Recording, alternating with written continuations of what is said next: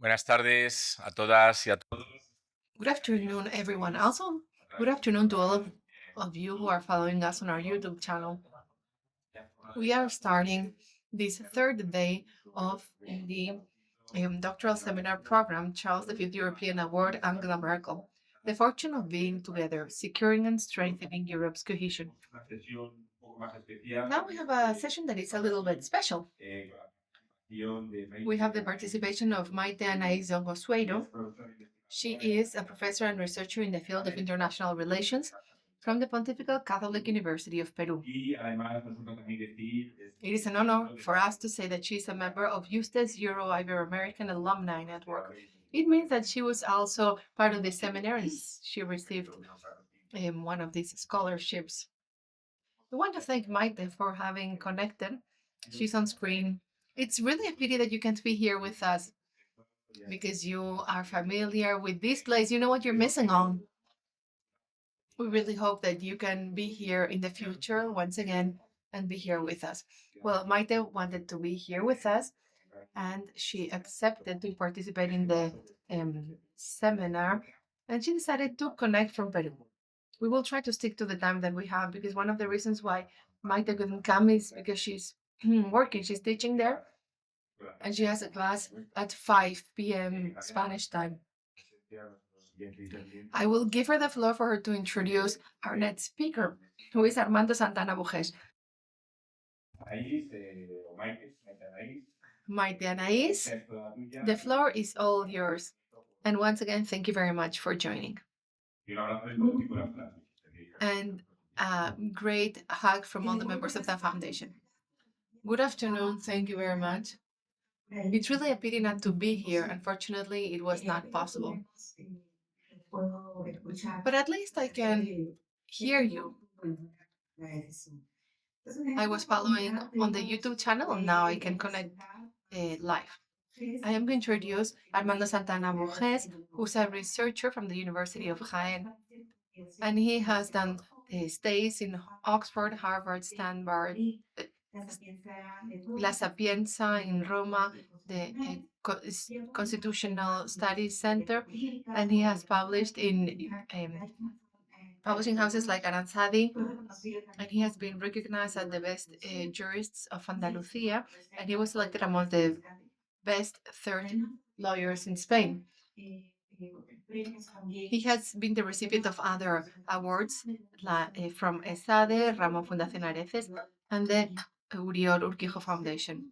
So it is for me a great pleasure to introduce his very fascinating research on the genesis and nature of the parliamentary system in Europe, a path towards cohesion. So this said, let's start with the presentation.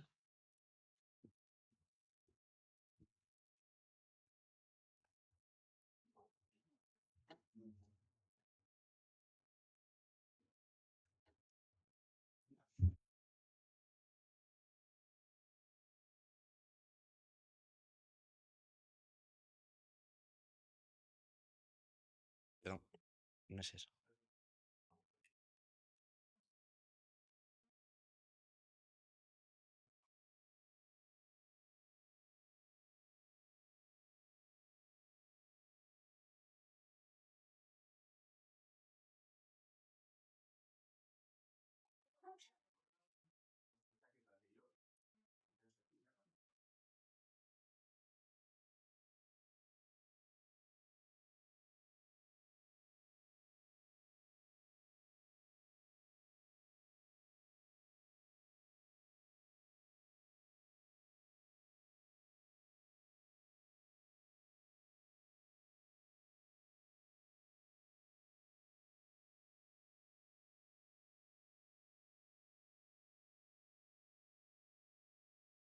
Hola, Sí, buenas tardes, ¿sí? sí, ¿Se me profesora. escucha? Can you hear me? Thank you very much for your presentation. We are waiting to have the PowerPoint projected. Oh, apologies. I didn't know if you couldn't hear me anymore. I was thinking that maybe there was some problem. Yeah, it was a technical problem. Muy bien. Buenas tardes a todos. En primer lugar, Good afternoon, everyone. I want to start by thanking Mrs. Dongo, Professor Dongo, for her kind words, and I hope that we can get to meet her in person on another occasion and share more academic times. I must thank the foundation, as everyone has done previously, also the members of the jury, and I also wish to thank especially Miguel for taking care of all the logistical aspects. Oh, thanks to all the technical staff, interpreters. Thank you very much. It is for me a great honor to introduce this research next to my colleague. Well, I was going to say colleagues, but they're practically friends here. I feel at home, although this is the first time that I'm here. I must say, well, let us think of Angela Merkel. She received the award. So, trying to establish the context for this research, I would like to mention one of her quotes in the speech that she gave in 2019 in the European Parliament. She said, "Europe shall only work as long as everyone perceive our history as a common history. If we all perceive our history as a common history." I think a research like the one that I'm going to introduce, framed in the field of law, needs to be connected to these words by Angela Merkel, particularly when we're talking about the defense of disciplines such as history, as Professor Freixas was saying this morning. So, in this context, before addressing the theme of my research, I would like to talk about why I chose my topic. And I would like to mention three interests that I have since I was a teenager. During the first year of law school, there was a subject that I was very passionate about. I was fascinated by it. Although a part of the merit or the guilt was the teacher. The teacher fascinated me. And just as all the members of the jury here, I know that you and that teacher really fascinate students. My call was law, and this subject was history of law. Democracy is another of my focuses. Since a teenager, I've always been interested in this. So when I was trying to merge all this interest in a cocktail shaker, together with my thesis director and the research group, I was shaking everything, and this is how I came upon this topic. Apologies, I should have been moving the slides. So the topic is the genesis and nature of the parliamentary system in Europe, a path towards cohesion. The topic is abstract. It couldn't be any more abstract. I could be referring to many things. Here, I will be talking about the following. Under the title that I have mentioned, I want to share with you part of my doctorate thesis that is at a very late stage. It's almost completed. And thus, I want to introduce this index throughout my presentation. First, I will talk about the funding that I have received, and I would thank everyone who has supported me, and I would introduce the theoretical framework that will serve as context to understand the context prior to the research. I will talk about the purposes, the timeline, the methodology I used, the development of each of these objectives, and some conclusions that I think should be highlighted. And I will include the collective work, and we'll wrap up with some of the most highlighted results. I would like to share them with you so that you can understand this doctorate thesis process that will be part of this book, and I will share with you the results that are already available.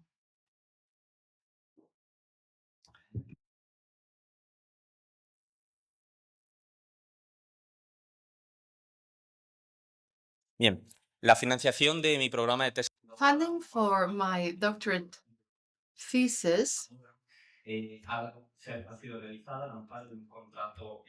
is under university professors support by the university, by the education ministry, some of my colleagues here, like Amos, have received the same scholarship. I received a pre-doctorate support by the Odilon Quijo Foundation, and I received also some support for the university from the University of Oxford and Stanford.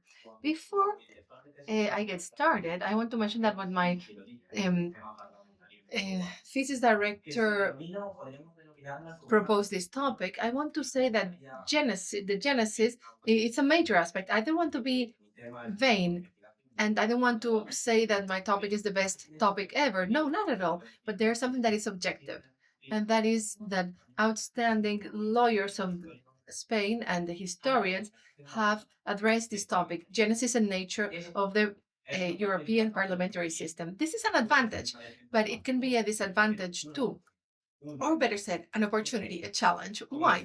Because as Umberto Eco said in his book, How to Write a Doctorate Thesis, doctorate students should aim at making the discipline or the topic where they work progress, making the history of law progress under an approach that have been addressed by Martinez Marina, one of the fathers of the Spanish history of law, Sánchez Albornoz, García Gallo, Tomás y Valiente, a magistrate of the Constitutional Court, Valdeón Baruca, Pérez Prendes, Esteban Díez.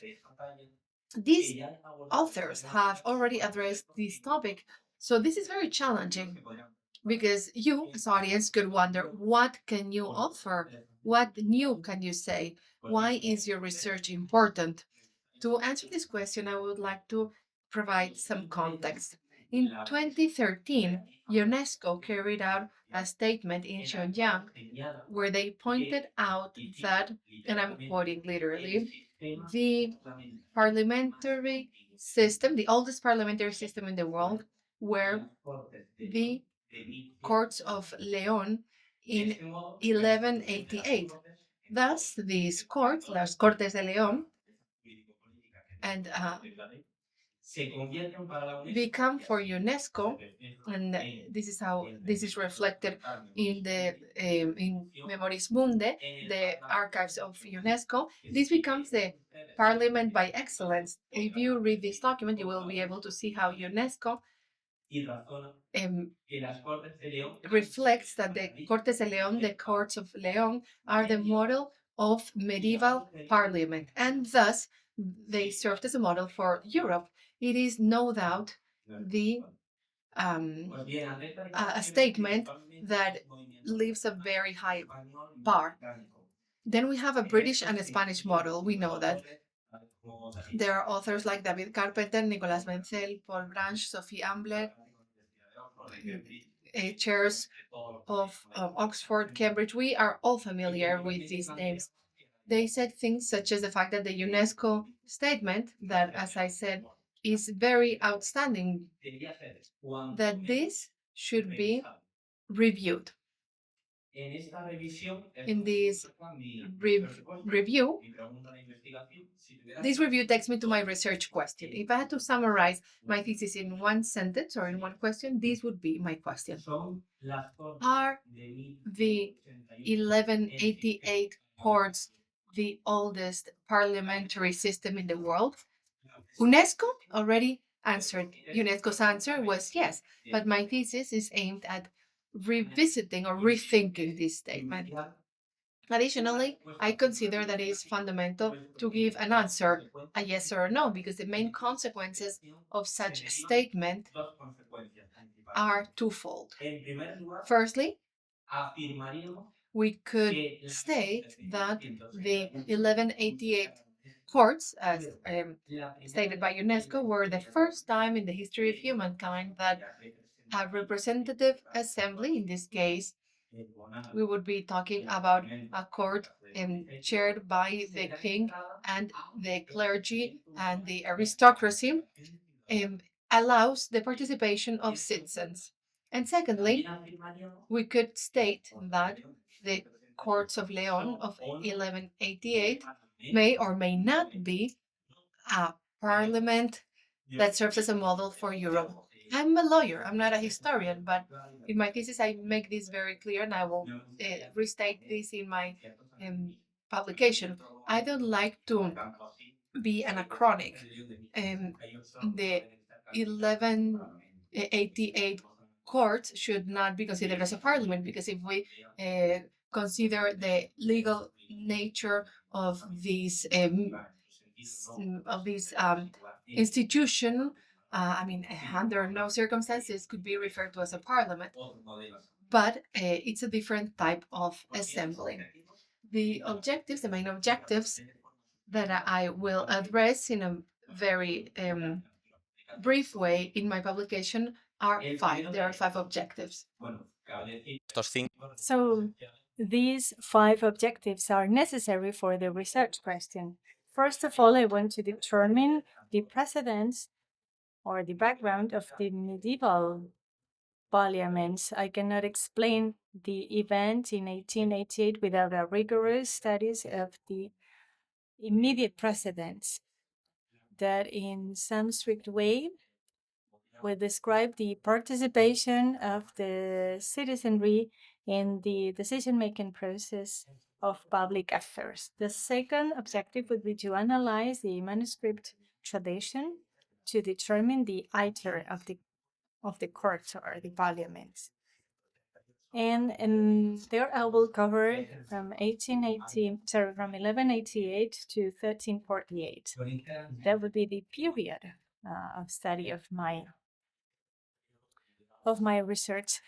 And I know this is a very ambitious objective. I can see it in your faces because it's a long period.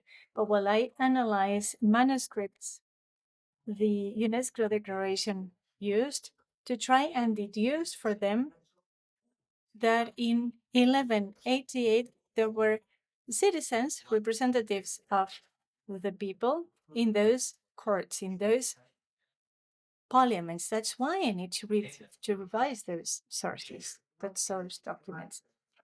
The third objective is to determine the representative system of the citizens so that I can demonstrate that there was an elective participatory system, but in the UNESCO declaration there is no reasoning as to why there were representatives, how they were elected. There is not enough support for me to get deeper into the elective nature of the citizens. So I want to determine the legal or political nature of the parliament. Then the fourth objective is, I will give you a disclaimer. I will be talking about parliament law, okay? Or Cortes law. And based on that, I have two sub-objectives. 4.1 in the history of law, and if you're jurists, you will understand and remember 1348, the Alcalá Ordinance was the first source priority, the first time that there was a de facto establishment of the orders one had to use to solve a case. From the study of the Cortes law that I studied from 1188 from 1348, I analyzed whether there is a source priority prior to 1348, whether explicitly or de facto. This is a novelty. This is an innovative approach because in the history of law, all manuals say that the Alcalá Ordinance 1348 was the first source priority, the first time there was regulation hierarchy in Castilla and León and thus Europe, both orally and written. And then the objective 4.2 will be to do a systematization of all the Cortes law or the Parliament law until 1348, which is a very ambitious task. King Elizabeth II, through a royal ordinance in 1850, commanded the Royal Academy of History, commissioned the Royal Academy of History to systematize the law of Cortes from 1188 to 1348. The Royal Academy of History refused to do so, and then I decided to take the relay and fulfill the mandate of the Royal Ordinance as was published in the journal, in the Madrid journal. And then the fifth objective, I want to determine whether the Cortes de Leon are the genesis of the European Parliament. I will compare the first representative assemblies and the first occasions in which members of the urban class supposedly participated in those cases, in those assemblies in England, France, and then after I finished my PhD, many more countries.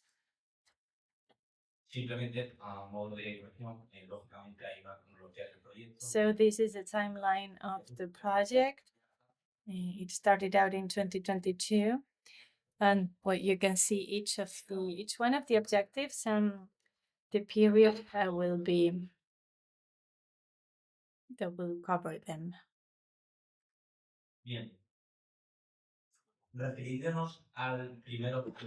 Well, going back to the first objective, the precedence of the medieval Cortes. So I started out this study with the Curia Romana, the Roman Curia. It was a very classic institution. And then that was the beginning or the basic foundation of my PhD. So I studied the Roman Curia, the Visigoths, the Aura Regia, Palatium Regio from Asturias and Leon, and until the Curia Regia and Cortes. That was an essential task. And then we came back to 1188, and I hope it has become clear now that the novelty here is that the citizens were for the first time invited to take part in the deliberations. And since 2013, the UNESCO declaration, most of the articles and papers mix up the terminology. This is not a parliament. This is not Cortes. This is a Curia Regia, Curia Regia. I will not make a distinction now between those two terms. I just wanted to say that there is an important confusion in the academia because of these two terms. So I just wanted to clarify this. How did I do that? Well, I did a critical analysis of the literature and a document study from Rome to the Visigoths and the Asturias and Leon kingdom, and then Castilla and Leon. So very humbly, this is the first contribution of this study. 1188 was not the first time in which in a representative assembly, the citizens were invited to participate. At least 1 year earlier, there was a precedent. For example, we have a document, there is a certificate talking about a donation made to a bishop in Sigüenza that talks about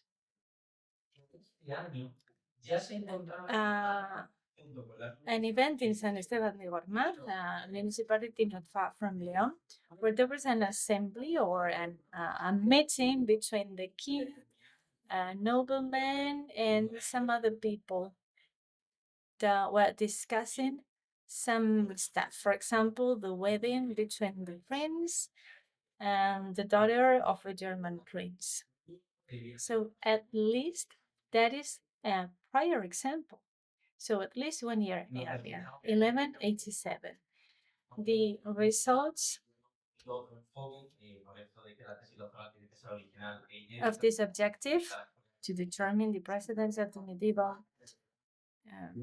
parliaments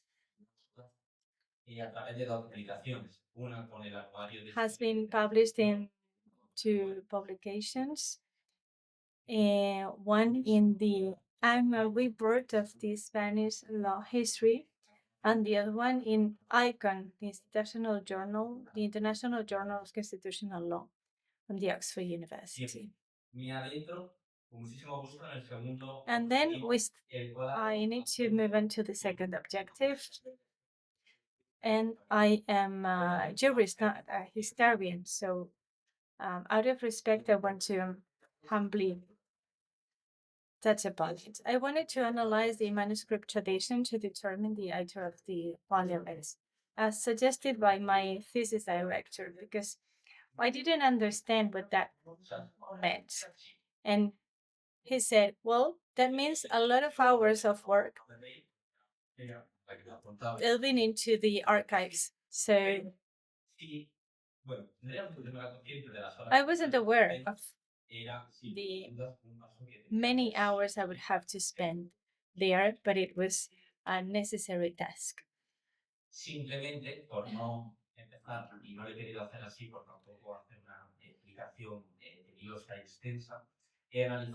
So I have analyzed all the manuscripts used in the UNESCO Declaration, 87 or 88 manuscripts, together with experts in paleography, because I cannot be considered to be an expert in paleography, but I can see some interpolations that occur in these manuscripts that have not been considered by the scientific community. I will give you an example. One of the foundations of the UNESCO Declaration in 2013, for it to say that there was presence of citizens in 1188, was the following Latin expression: cum electis civibus et singulis civitatibus. It's like an interpolation. I will develop this in the thesis, because in 1188, these terms cannot be used. Elected citizens, that doesn't exist. There wasn't an elective representation system, at least in the way UNESCO presents it. So these results of the second objective, I presented them through an invitation by Professor Hoyos at the Stanford University in a seminar for master students. The third objective, to determine the citizens' representative system, or the urban representative system. I use both terms, citizens and urban. In the book and in my thesis, I will always use urban, because cities did not exist in 1188. So I determined the legal nature of the Cortes, the parliament system. The classical doctrine used 2 principles, again in Latin: quod omnes tangit ab omnibus approbari debet, and the second one is auxilium et concilium. The first one means that what affects everyone has to be decided upon by everyone. If there is an institution gathering the king, the nobleman, and the clergy, and if they decide upon matters that affect the citizens, citizens must be there. That seems quite logical. But, and I will also justify this in my thesis, this is a contemporary, modern perspective. In the Middle Ages, there are no such thing as the rights, as a right to a political participation, but UNESCO still uses this. So I would rather use this as another one proposed by Marengiu, an Italian author. The citizens that are invited to go to the parliament offers auxilium and concilium only when the king asks them to advise them on the matters that he wants to be advised upon. So the king retains full power, always. The people are not an active subject. So there is a wide controversy or opposition between these two theories. Well, I developed my opinion through a dialectic explanation in the Sapienza University in Rome through,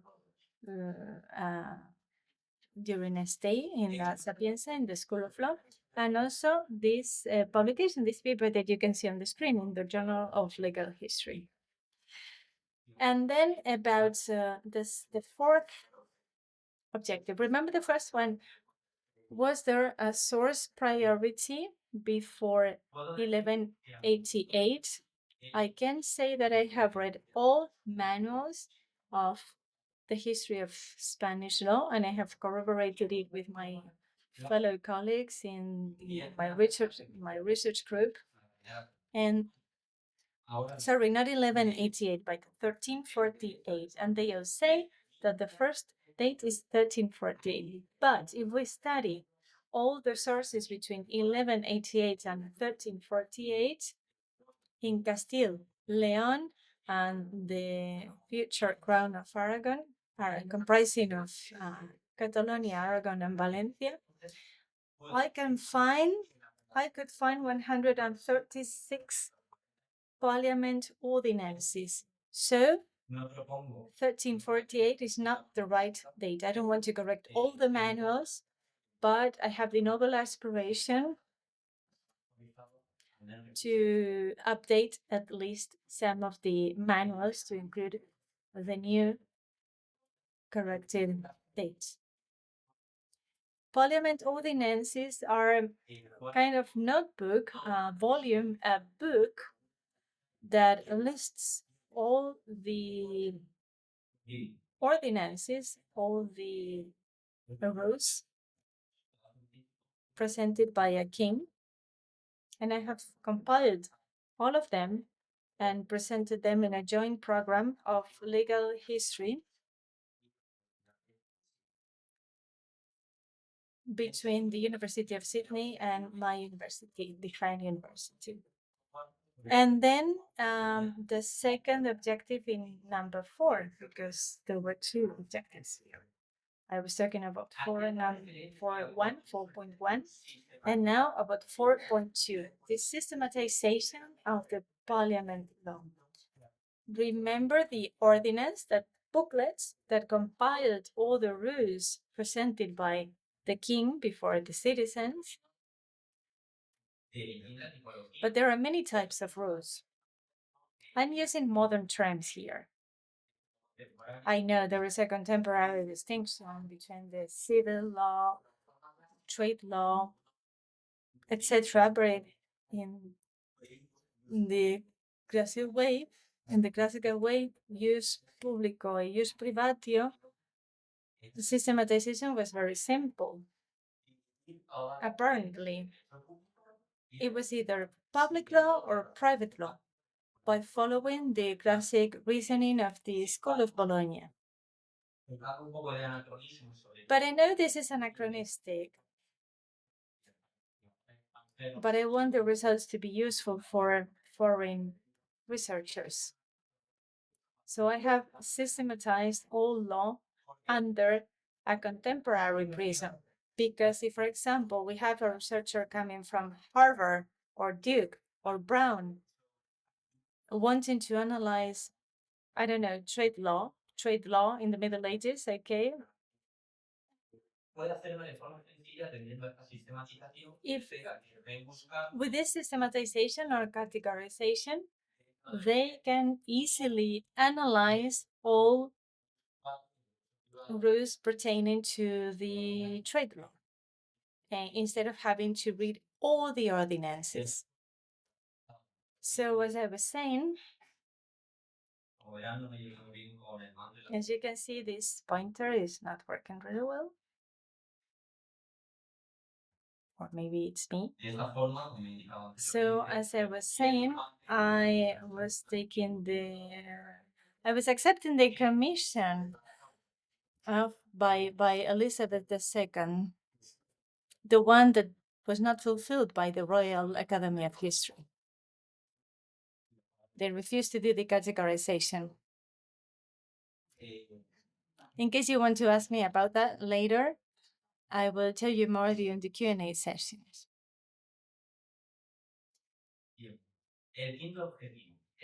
Then the fifth objective. Very interesting if we look at the international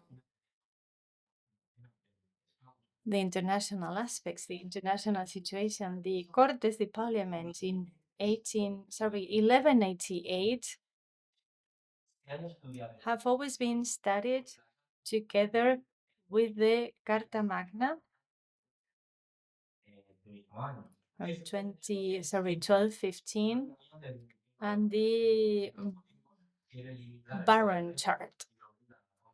There was a group of barons that wanted to limit the power of the king, and they forced the king to sign a document limiting his power that was later annulled by Pope Innocent. But it was used as the first paradigm of the first document to have compiled an intervention by the people. I have analyzed several versions of this document because I need to analyze. Well, it was similar documents made by the same institution. So I have analyzed all assemblies where the third power had some kind of intervention. In England, in France, in the Tâche de Neuron, 1302, and all the prior models. The same assembly, the same nature, the same character as the Cortes, the Parliament in Leon, and it was an assembly of the king, the noblemen, the clergy, and representatives of the people. So the result is that the Parliament in 1188, and I don't want to say too loud, especially if you come from Leon. I'm sorry to say that it wasn't the first parliament ever created in the world. It wasn't the first time citizens were invited. There was a Montfort Parliament, 1265, and another one in England in 1295 that at least fulfill all the criteria that really make a parliament a real assembly that is the immediate precedent of a modern parliament.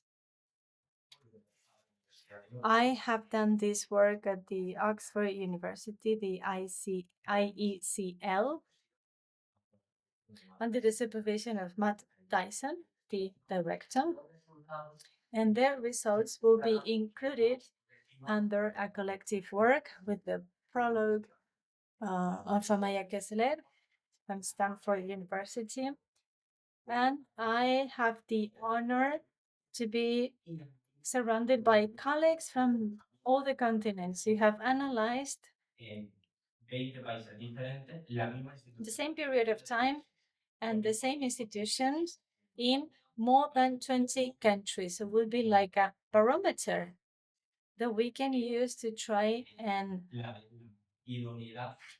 determine if the UNESCO declaration needs to be corrected, because it is a very comparative study that is very extensive. Of course, broader than mine, because I can only cover so much. And I want to make a conclusion. I want to reach the conclusions, but I will summarize each of the objectives and my reply to each of those in a very simplistic way that probably won't be very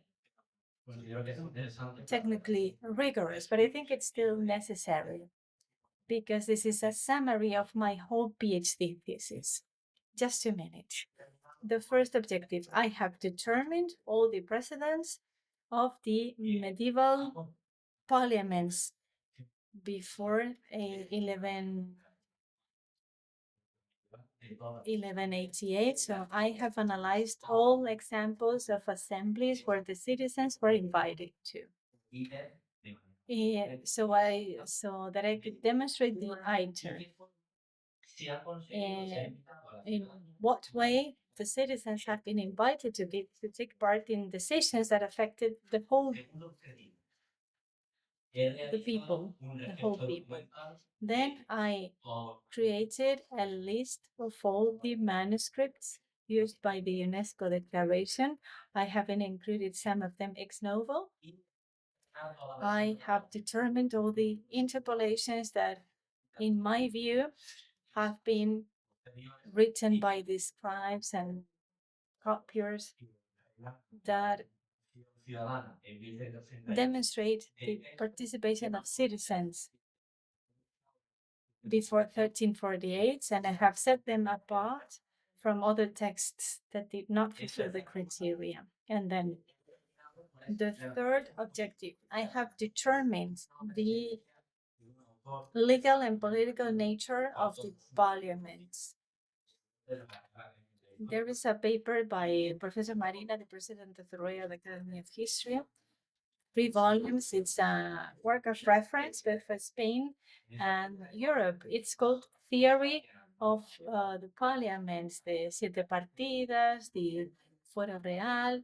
And Professor Martinez Marina talks about the legal and political nature of the Cortes, the Parliament, started in the modern ages after the Trastámara dynasty.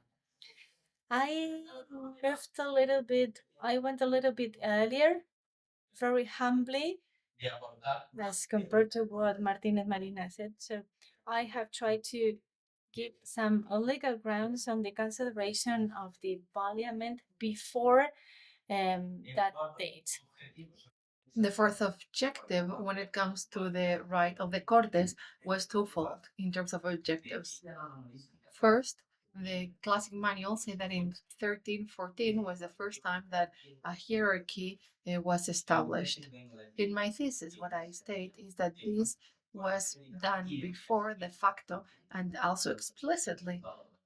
This is a totally new outcome that, as I mentioned previously, I contribute to with the community, the scientific community. This will be useful for the international community because this will allow the international community to know more about private legal institutions in the Spanish medieval ages, because up until now, these institutions and this law were irregular and scattered. And now, thanks to this systematization, these studies will be able to carry it out. And there's no doubt that this will be a line of research, fingers crossed, that will be undertaken starting now. And 5, with these compared studies, and even furthermore with the collective work where we will analyze 20 countries in the same period, I state that the origins of the parliament system, in line with this common history that is so important in Europe, should not consider the Cortes de Leon as the oldest parliament in the world. With this, I want to complete my presentation. I would like to share more details with you, but since I know that we don't have extra time, I won't abuse your kindness. I will do so during dinner. I just want to thank you for your attention, and please allow me to thank the jury once again for all the comments that they are doing, and they are being really useful, and I would be really grateful for all the comments that I get. And I will be grateful for all the support of my not colleagues but friends here in the room. Thank you. Muchísimas gracias, Armando, por esta exquisita presentación. Thank you very much for your exquisite presentation. I think MAYTE ANAIS DONGO was able to follow us seamlessly. Can we see her on screen, please? So that we can see her and she can confirm that was able to follow. Todo bien. Sí, te escuchamos. Everything was fine. Over to you. Thank you very much. Thanks for this presentation, Armando. I found it fascinating. I would like to start by introducing the three strengths in your research, in my view. First, it has a historic and legal perspective. You were telling us that you're specialized in the story of law, so that's why I understand your process and how you reached the archives. I moved from social sciences, political science, to writing my doctorate thesis in history. So I had to become familiar with archives and how to do history. I know it is hard work and it is interesting, therefore, to see the legal and historic approach. Another strength is your historic discoveries. I think what is important and what should happen is that these texts that you are discovering should be included. These discoveries in the field of history of right. I also want to mention something that has to do with your proposal, and that is this connection between the past and the present. Your presentation focused more on history, but I understand that your purpose is to bring this history to the present to see what you can contribute and how you can contribute to the history of European parliamentary history. Now I'm going to move on to my comments/recommendations. The first one has to do with the fact that some strengths involve challenges. All complex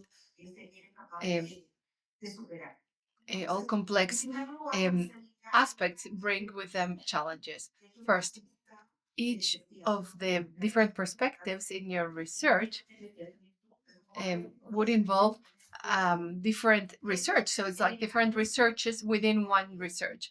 So I would advise you to look for an umbrella, how you can connect this in a more integral way so that they don't seem like disconnected researches, but that you have one single topic, because at sometimes you have the feeling that these are separate objectives and I'm not that clear in how you're going to separate them. We have these three topics. We have history, the current parliament, and then we have the limits and contributions to current parliaments. So I still have some open questions and doubts about how you are going to address this. And you have a very large time lapses. And there's also a historic leap. So how do you address this leap? How do you overcome this in terms of theory and methodology? What are your criteria? Because you mentioned that you're trying not to be anachronic in your perspective. So how are you going to do this? And this brings me to my next comment that has to do with methodology. Because your methodology, and here I'm talking from a social sciences perspective and history perspective, I'm not speaking as a lawyer. The methodology focuses mostly on the first part, the historic part. It's this history of court, and we have this comparison. But when it comes to the comparison, it's a matter of time again. So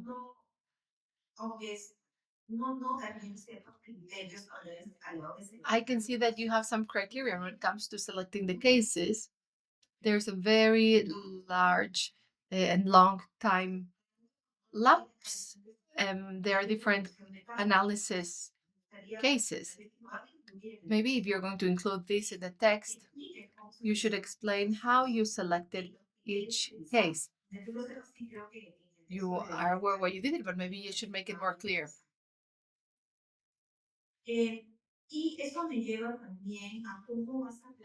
And this takes me to how you are going to propose the methodological relation between the past and the present.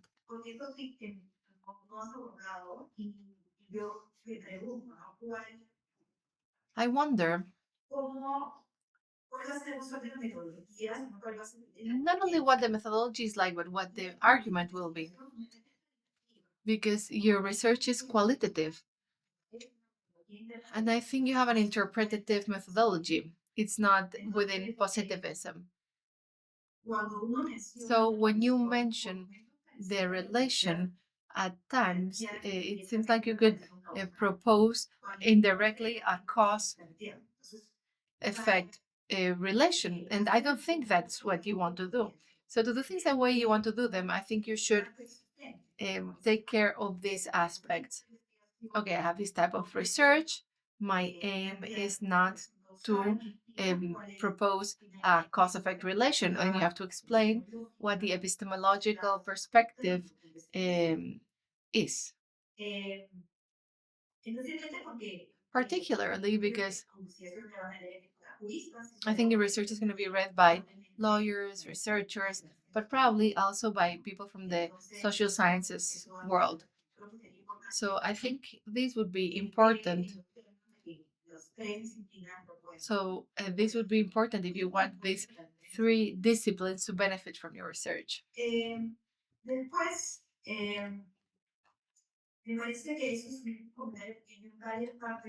Las premisas que utilizas es que el parlamentarismo es es democratizante, es un factor democratizante. Bien, y aunque todos estemos de acuerdo, la gran mayoría estemos de acuerdo en que muchas veces lo es, ¿no? Sí me parece importante que lo sostengas, diga, bueno, mi premisa es tal, o como lo quieras mencionar. ¿Por qué? Porque en otros contextos, y ya viendo la historia global, y a lo largo de los siglos, el papel de los parlamentos es más complejo. Bien, entonces no siempre es la relación tan compleja, la tan simple entre la relación Estado-sociedad. Bien, a veces el Parlamento, por problemas de diseño institucional, por contextos particulares de falta de balance entre ejecutivo, legislativo, no podríamos llegar a esa conclusión en todos los casos. Entonces, para protegerte en ese sentido, ¿no? Aceptar que no es parte de tus premisas.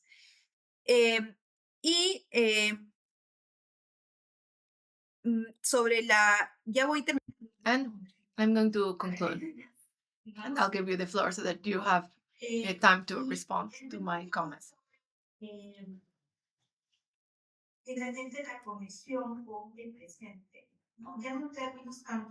Then my almost last comment is about the connection with the present, not so much in terms of methodology, but the fact that you are suggesting, you are proposing something that has to do with an essay. You're proposing ideas, but it's not so much a thesis. If you are approaching this as an essay, an exercise, maybe you should say so, because otherwise what is expected is that you're going to do an academic research that you may not have time for.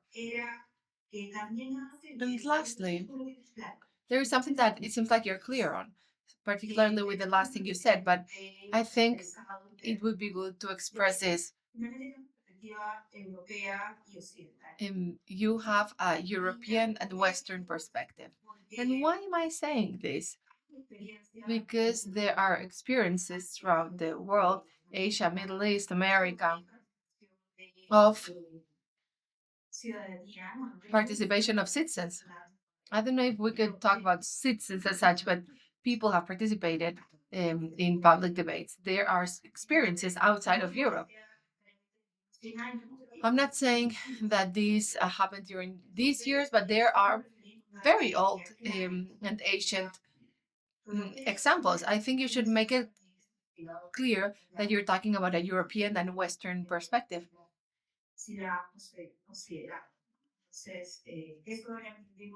That was my last recommendation. Do not give the impression that this is a global history. I think you can draw a global history, but I don't think that is your objective. Thank you very much, Professor Dongo, because these comments coming from an expert like you are very valuable, and I'm really grateful for them. Let's start with the last remark, because I have been taking a careful note of all your comments. When it comes to the case of Asia, that analysis case, I am currently cooperating with two colleagues from the University of Korea, and we are analyzing their citizen representative experiences in a similar period. The discovery we made, I was absolutely ignorant of the Korean tradition, but it seems like in 1168 means nothing for them. They had a citizen representation way before 1168. It seems like they have assembly participatory representative tradition that is very rich. As you mentioned, it is something that is very important, very interesting, and I will address this later on. Regarding the remarks you made, I am very proud that you liked my approach. In my publication, I will adopt a perspective after the after UNESCO's statement of 2013. This statement by UNESCO analyzes Europe's common history and the history of parliamentarism. So I want to base my publication taking UNESCO's statement as a point of departure, because I think this fits very well with this call. It is in line with my doctorate thesis and in line with the purpose of the research. I will also try to connect the objectives with each other. I absolutely agree with what you mentioned, and I thank you for it, because you're an expert in the history of law. So for you, it's simple to see when there are things that are not really well placed. Regarding criteria, you were asking me what the criteria had been to choose the study cases. When I was examining the state of affairs, what did I do in my doctorate thesis? Logically, the first thing you do is to read everything that has been written on the topic. When I talk about everything that has been written, there are references to Castilla y León in Italy, France, with the Reichstag, and there were frequent references. So just by analyzing the state of affairs without no previous criteria, but I will tell you what my criteria were later on. So I realized that my research was going to have to connect with some of these countries, in addition to Spain, because it's my country. So what I did was to elaborate on the tradition and the representative traditions in each of these countries, also through my stays in other universities. The criteria was chronological. If we are seeing what the first parliamentary system was, the first time that citizens participated in the assembly, I tried to analyze in an exhaustive but at the same time concise way what were the countries that participated in this. So I decided to choose France and England, among other things, because I had university stays there, and since France is our neighboring country, I found them very interesting, and I thought that they were very relevant in the history of what Europe is and has been. I tried to reply to the questions you made. I don't want to talk for too long because I really hope that I may have some more comments or questions from other members of the jury or the audience. I will implement your comments, and I took careful note of them. Thank you very much, Armando. I think now is the time for questions from the audience. Professor De Codes has questions for you. I will be brief because of the time, because of time constraints. And congratulations, it was a wonderful presentation. And the topic was indeed tough, particularly because of the time lag, the chronology, and the archives that you're using. Please contradict me if I say something that you may disagree with. From the perspective of the Royal Academy of History and the Spanish historiography that is more closely connected to the, that is closer to what the Academy of History said, I understand that the European parliamentary system is not a homogeneous nor linear product, right? Okay, so it is the result of diverse legal, cultural traditions. So what is Spain's contribution to this parliamentary model, to this outcome of the European parliamentarism? I think the Academy reached the conclusion that Spain, beyond being a mere recipient of foreign models, Spain has contributed to generating this evolution through its medieval representative tradition and also through its contribution to doctrine with the Salamanca doctrine. So Salamanca was not just a mere stakeholder that joined the European parliamentarism. I think what you're trying to say since the beginning is that Spain has contributed actively to this parliamentary model, and you say, why did we reach this accidental evolution of parliamentarism in the case of Spain? Many members of the academia think that there is conflict, there's well, due to military uprisings, authoritarianism, dictatorships, etc., the civil war, it has become an instrument that is not a, it does not belong to the history of Spain, and this is a mistake.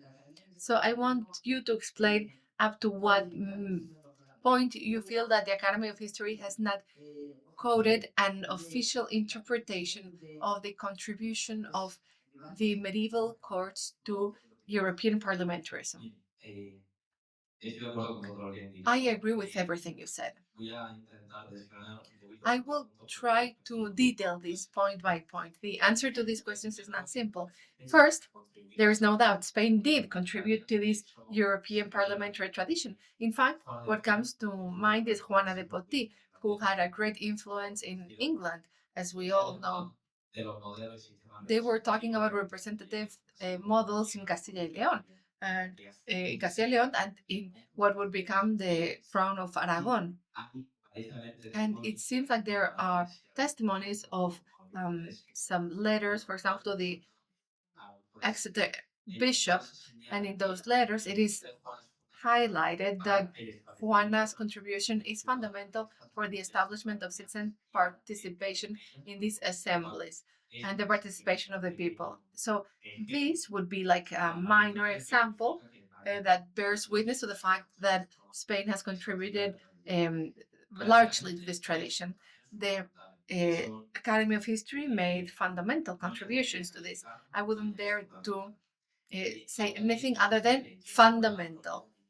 But maybe due to the limitations of researchers who are devoted to this aspect within the Academy of History, the most highlighted contribution is that of Martinez Marina, who writes a true theory of the courts, of the Cortes.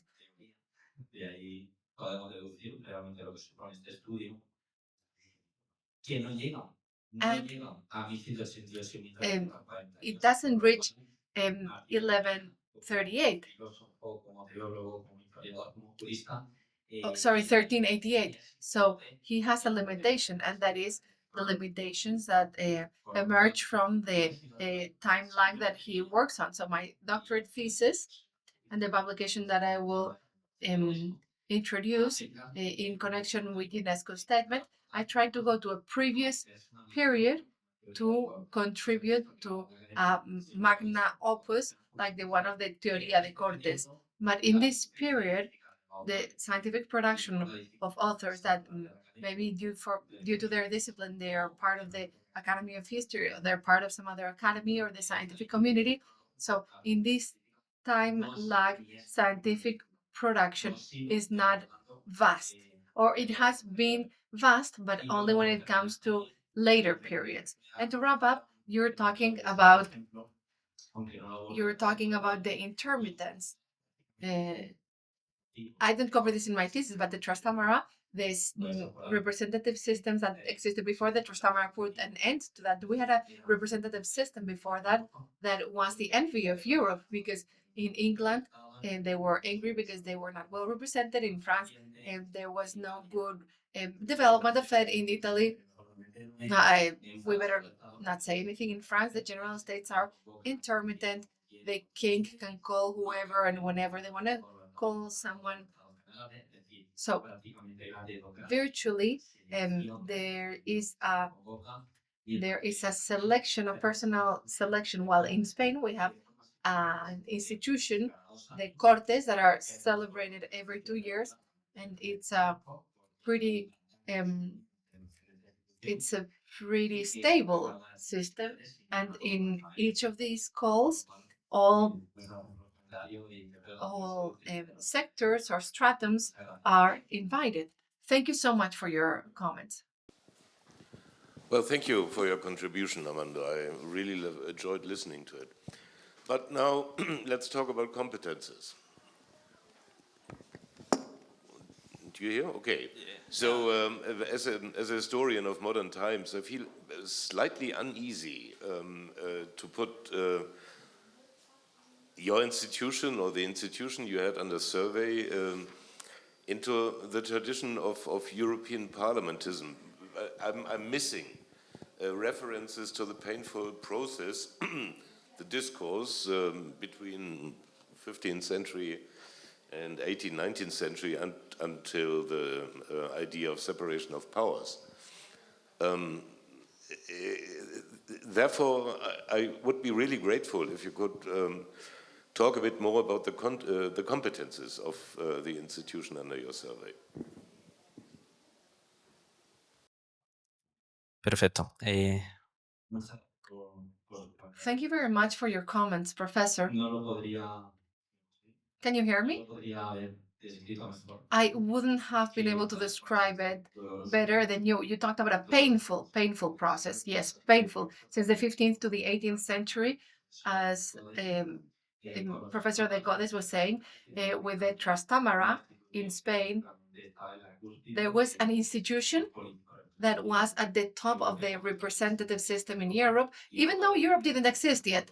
And I'm sorry about using anachronic terms, but however, there was a wonderful institution, and it was painful that our country, the Crown of Aragon and Castilla, would lose this institution. Regarding competences, this is something that I won't be able to include in a detailed way in the publication. In my thesis, I do limit this in a more detailed way because I have the time. But I will advance some topics. The main competence of the Cortes, of the courts, was to give advice to the king.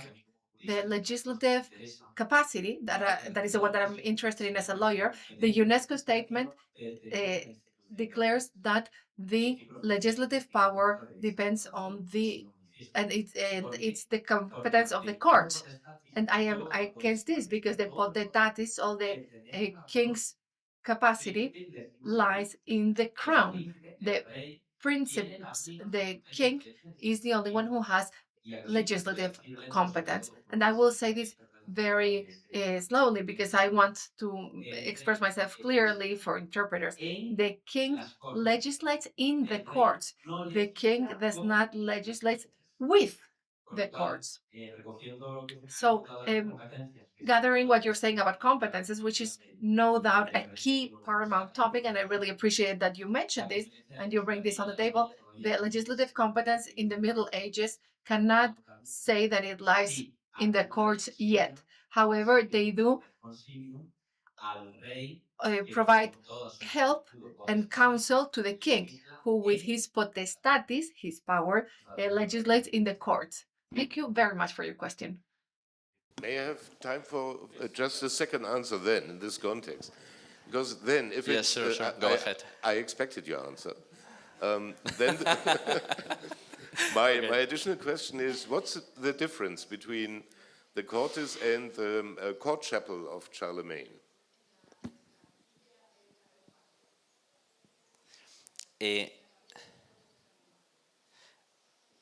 ¿En qué sentido? En el sentido. In what sense? In terms of competences?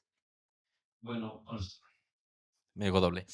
Considero que I consider I'm no expert in Charlemagne, so please take this with a grain of salt. There is a Spanish author, Paco Umbral, and he has a very famous video where he said, "I came here to talk about my book." It was a very popular quote on TV. So I will reply your question based on this very popular quote in a primetime TV program. I came here to talk about my thesis. So I will answer you based on what I know. It may not be enough it may not be in line with the quality of your question. The competences of the Cortes were really broad, probably even broader. But the problem is that competences didn't lie in the courts. It's not well understood. While the competences of the chapel did belong to the chapel. When we talk about the competence of the courts, they were under the king. And the term competences does not even apply as such, because making a distinction of the competences when the potestad, the power is absolute, there's absolute power, doesn't really make that much sense. It's an anachronic use of the term. So in this institution, there are no competences. The king has full competences, but in the Cortes, there is a development. And this is something that I want to emphasize. There is an legislative action that is developed, which is not a legislative competence. The king legislates, but I don't like to talk about legislative competence. So if we compare both cases, I think this is broader. I don't know if there's any additional question. Thank you very much, Professor. Thank you very much. I think, well, I agree. When I heard that statement by UNESCO, I pretty much, I was hallucinating. I was super amazed. I lost my mind. So, and they wanted to build a narrative or a theory. And you identified very well the origin of the problem. That is that thinking that parliamentarism is the equivalent to a certain level of representativity is a mistake. So maybe in your theory, you could start by establishing what you understand as parliamentarism. What would be the main features, characteristic features of parliamentarism?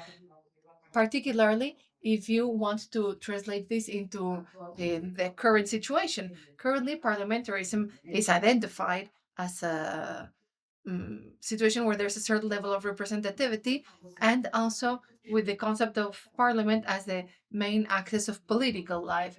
And that doesn't have anything to do with the courts of the time. Obviously, the parliament removed power from the crown. First, money, control over the budget. You will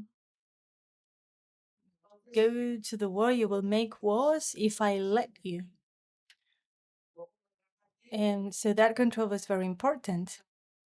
And then there was an accompaniment of the legislation. Of course, first there was the king in the parliament, then the king before the parliament, and ultimately even the parliament against the king. And then parliaments have changed so much over time. So I totally agree with you, but maybe, as the title of your talk says, whether a parliament is an element for cohesion or not, well, we should give it an institutional perspective, how an institution is born, how it changes over time. That could help you. But I totally agree with you in the background tenets. UNESCO is okay for declarations, but that shows the value of the political declarations. Thank you, Professor Phrases. It's a relief. It's such a relief that you understand that declaration exactly the way I do. Regarding the notion of parliamentarism, I haven't been able to, I didn't have the time to talk about it here, but the legal and political framework is in my PhD. I don't like saying political because I am not a politologist, but yeah, totally agree with you because a contemporary parliament can never be compared to a medieval parliament. But of course, the title is like a summary because parliamentarism is a one single term, very easy to understand, very attractive. But maybe we should be saying representative system or something like that that depicts a similar reality, but avoids using the term parliamentarism. Regarding the money, it is ironic that in the parliament ordinances, the rules coming from the king, then sanctioned in the parliament,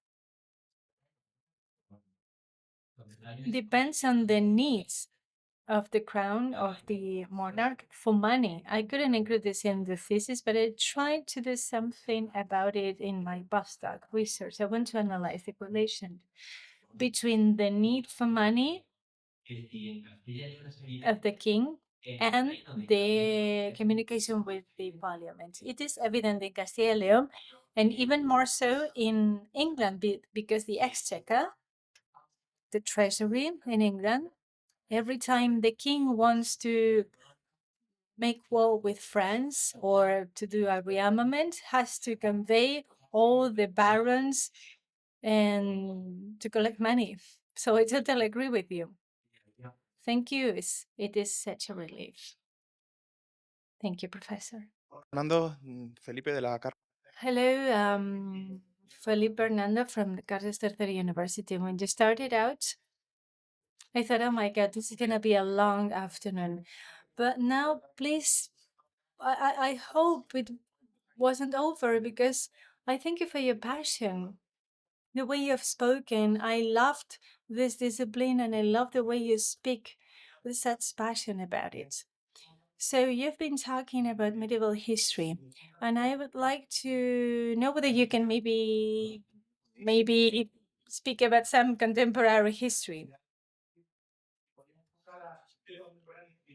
and explain the context in which the UNESCO declaration works. Why do you think UNESCO, I don't remember the year, 2013, why did UNESCO want to do a declaration, this type of declaration? What was the ambition behind this declaration? Thank you. Thank you for your kind words. I am happy that you're happy. Why this declaration and why in 2013? I think Professor Phrases maybe gave me a hint. I will include it in the thesis, but it's a political declaration. We need to we need to build a political history. And so the simplest tool to create a political history is UNESCO, because UNESCO is not an academic institution. And I hope this video won't be watched by anyone in UNESCO. Well, anyway, it's relatively simple for non-academic institutions to make declarations, even if they are based on reports, of course. But in 2013, we know what happened then. We needed to build a history. So that's why it was a political declaration. It's out of necessity, but it's a social construct. It's a political construct. But it has to be nuanced. Hello, my name is Gabriel from the Polytechnical University in Madrid. That was a fantastic presentation. I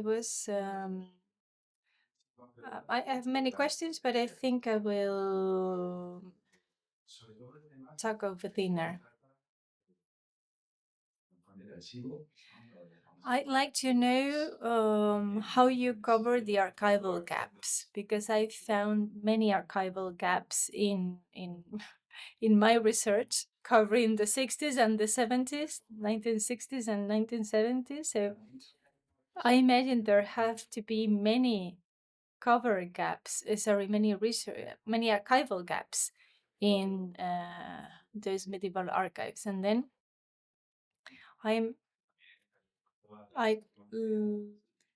very interested in the ideas you've covered in your research. But my question is, what does UNESCO think about your research? And once you have deposited the thesis, and once you know that nobody from UNESCO will kidnap you, how do you think it will be viewed? What do you think the consequences will be? Maybe the UNESCO will issue a statement saying, okay, we were wrong. Thank you, Armando.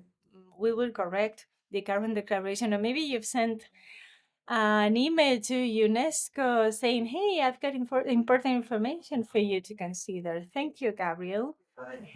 Well, I was going to say 3 minutes left, 3 questions, only 1 minute per question, only 2 minutes and a half. So, gaps, archival gaps. I need to think Elizabeth II as published in the Royal Academy of History wanted to collect all ordinances and all pieces of law existing in all municipalities, in all municipal archives.